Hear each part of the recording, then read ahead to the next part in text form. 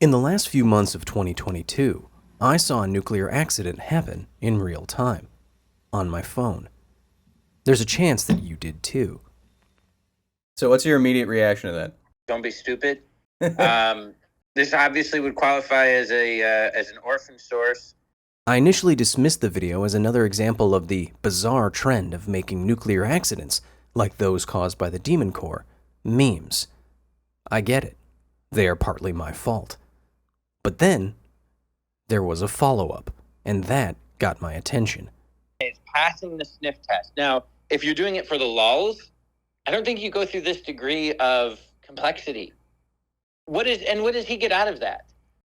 Did social media actually document and promote a nuclear disaster unfolding in real time? Or are we in an era where even atomic accidents are faked for the lulz? This is the true story of history's first viral nuclear accident.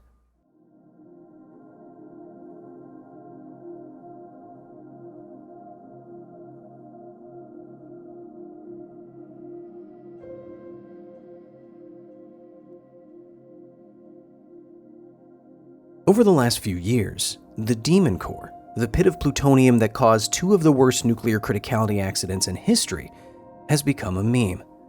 We explored the origins of this joke in its own video, but the essence of these memes is that an oblivious character interacting with an extremely dangerous object, one only nerdy social media users will immediately recognize, is funny. The undeniable popularity of Demon Core memes has apparently now extended to extremely radioactive sources in general. This video, allegedly created by a Tumblr user and posted around November 2022, has been seen by hundreds of thousands, if not millions of people, extrapolating from shares on Tumblr, retweets on Twitter, likes on TikTok, and upvotes on Reddit. It clearly has the same appeal as a Demon Core meme, a hapless character unwittingly meeting a dangerous object that they got from, quote, a guy in a parking lot. The danger is apparently proven by the radiation-induced film grain when the metal capsule is opened or closed, or a hand is placed over the opening. When I first saw this video, many of you sent it to me and many commenters were using my videos to talk about this unfolding accident. I didn't think much of it. The container didn't look right to me. The radiation looked too intense. But a few weeks later, I was sent a follow-up that took this post from odd to legitimately concerning. The video's alleged originator, under a new account, said that the video shows a capsule containing cesium, and that handling the capsule gave them serious burns on their hand, which doctors had to remove muscle from to, quote, save the arm. Anyway, the follow-up reads, "Be careful what you buy from strange guys at flea markets. They might just be trying to kill you." The internet was understandably concerned. The image of radiation-induced limb damage appeared to be unique, and after the update, both Tumblr accounts simply disappeared. It was just the right amount of convincing. Orphan source accidents like this really have injured and killed people, and have involved cesium.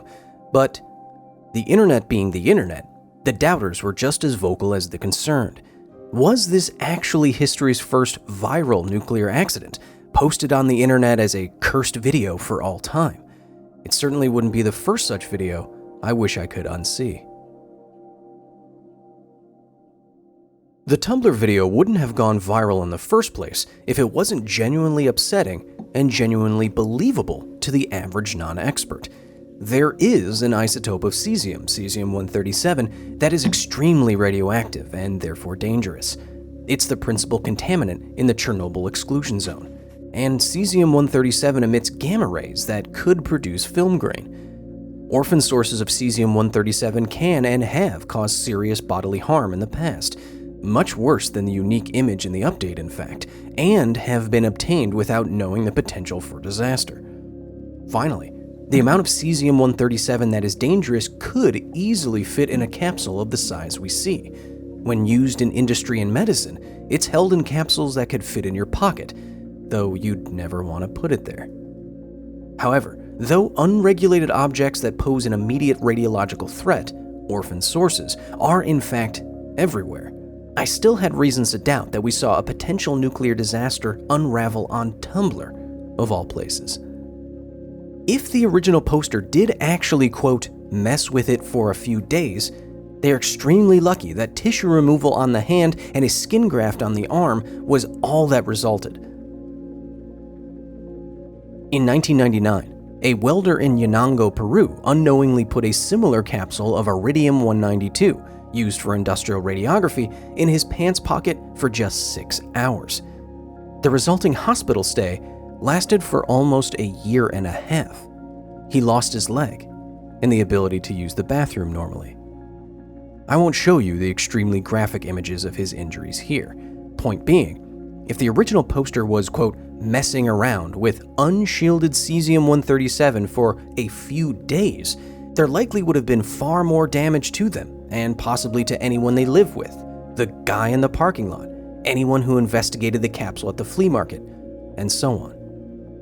Then there's the non-viral attention that this incident would have generated. Treating radiation-induced lesions that require skin grafts, as OP posted, can literally take years, as atomically twisted wounds refuse to heal properly. Doctors have misdiagnosed radiation damage many times throughout the history of nuclear disasters, but the seriousness of what's being claimed here makes it less likely that the poster said nothing about the source of the injury to the people that treated them, and that not one doctor or nurse alerted any agency about a possible radiation injury, as is protocol and as has happened in nearly every other major orphan source incident. Commenters on the original video also speculated that the skin graft in the photo was in fact from an unrelated surgery that leaves a unique mark. When the aptly named Tumblr user Decay Heat saw the original viral video, they decided to investigate themselves. While it's true that radiation can cause film grain, it didn't look right to them. So they reached out to Dr. Andrew Seltzman, an MIT-trained research scientist that specializes in plasma physics and works directly with extreme sources of radiation that can cause intense visual artifacts. And this was Dr. Seltzman's response, quote, "It's certainly fake." Dr. Seltzman also pointed out that according to the physics, the gamma radiation from the cesium-137 and the associated visual noise would not be attenuated by a human hand, as it is in the video. Gamma radiation would pass right through. At this point, I was ready to end the story. The original script for this video actually ended right here, but I decided some diligence was required to tie up any loose ends. So I called up a friend of mine who is a nuclear contamination expert and one of the specialists who led me through both the Chernobyl and Fukushima exclusion zones.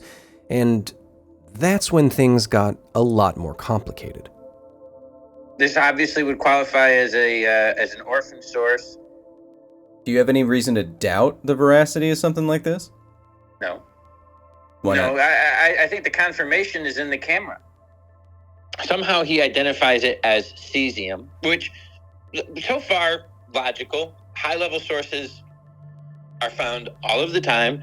They are sold at flea markets all of the time. It doesn't surprise me that he would then delete and take down his account, because I assume that he got shook down pretty good. Based on how this should go, okay, so now understanding how the state response should be in this situation, this guy's in trouble, legal trouble. If you saw this going viral on the internet, to you, does this seem like something that is more legit than not? It passes the sniff test.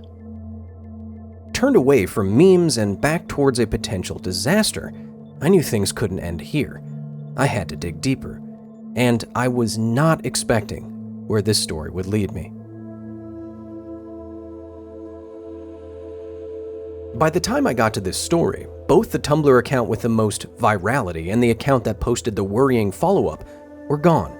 So, per Lucas's suggestion, I went to the Internet Wayback Machine and tried to find any post history for the two accounts. There was almost nothing, aside from a day or two of posts from the first account. But then, buried among them, I found another worrying follow-up. Quote, "Thanks. I'm not sure how much recovery there is for this sort of thing, honestly. After doing that to myself, I'm probably going to be walking around looking like a freak for the rest of my life, LOL. My doctor said that about 41% of people that go through this surgery don't make it long term." Still not sure what he meant by that, but it doesn't sound good. Makes you wonder if anyone should be doing this at all, or maybe there's another way to go about helping me, but whatever, I'm just following the science." End quote. Why would this user go through the trouble of posting about an injury again to almost nobody if they were faking it? Maybe someone did get hurt.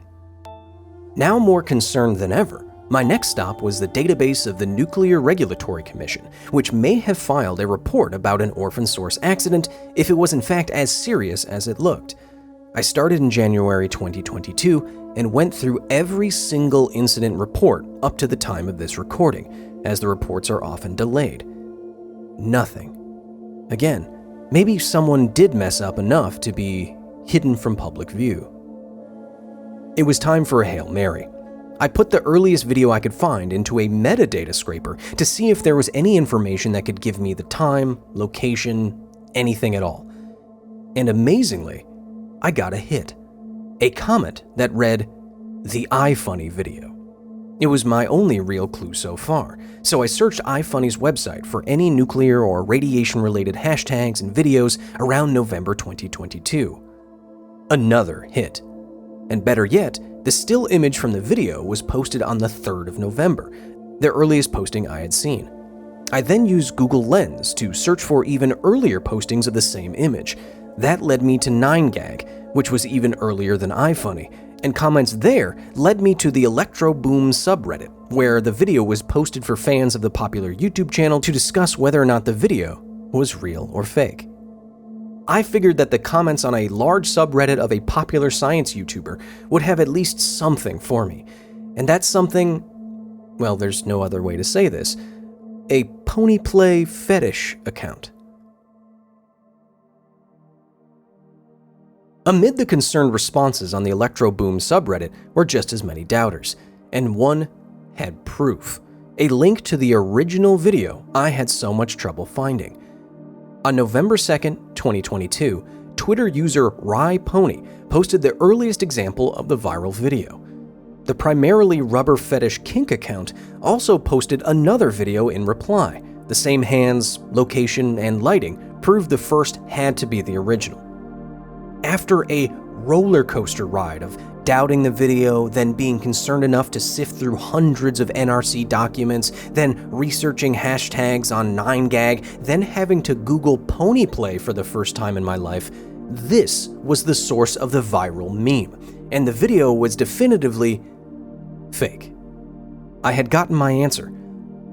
We did not in fact see history's first viral nuclear accident, but I still had questions. Why was a pony fetish account making a meme that, unlike anime girls in the Demon Corps, was problematic at best? So, I did what anyone else would do. I slid into a rubber pony's DMs and asked for an interview. A note here, Rye will remain anonymous and answered my questions via email. The voice you will hear is not theirs and is simply there so that you don't have to read the rest of the video. Why did you make the original video? I was bored and it was an idea that was kicking around in my head for a while.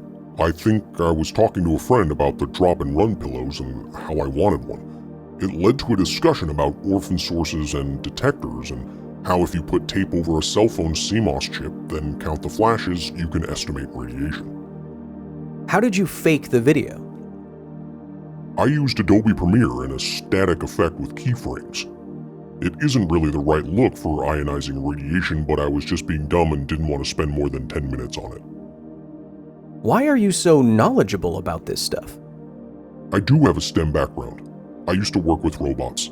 I wanted to be a control and automation engineer for nuclear energy, specifically working on SCRAM systems. Because of that, I studied nuclear science just enough to gain an understanding of things like cross-sections and moderation. I spent about a year in that at school. Were you surprised by the response to the video and how far it spread? Yes, I had a few people message me overnight saying, "Oh no, Rye, get help." A few of my friends thought it was pretty funny. I liked the "he dead" comments and the arguments about whether or not it was real. My notifications didn't stop for over a day. The funniest part was people RTing me and not realizing my account is a kink account. In retrospect, given its virality, do you think posting the video was harmless or potentially harmful? I think it is harmless. I think everyone understands it is fake. The cool thing is some of the science-based discussions I read in the comments. Hopefully some people find it funny or interesting. The neat thing, in my humble opinion, about this and other fake videos and photos is I think it brings attention to orphan sources. Most people can't understand the risk of radiation, and memes can go a long way. The video I did was mainly for my nerd friends, and I never expected it to take off. While the video itself I believe to be pretty harmless and stupid, were it real, I would die a very painful death. I come away from this story conflicted. On the one hand, I think memes that can go viral and get nuclear safety experts legitimately concerned is a worrying evolution of the genre, given that there are real orphan sources everywhere in the wild. On the other hand, I think that Rye Pony believed that what they were doing was harmless and is, I believe, coming from the right place regarding nuclear safety education. The ethics of this incident are far from clear, and I haven't made up my mind about it, as someone who also toes the line between silly and serious when it comes to nuclear. I am at least glad that this was not, in fact, history's first example of social media literally going nuclear. Unfortunately, of course, we might not be able to tell if and when it actually does. Until next time.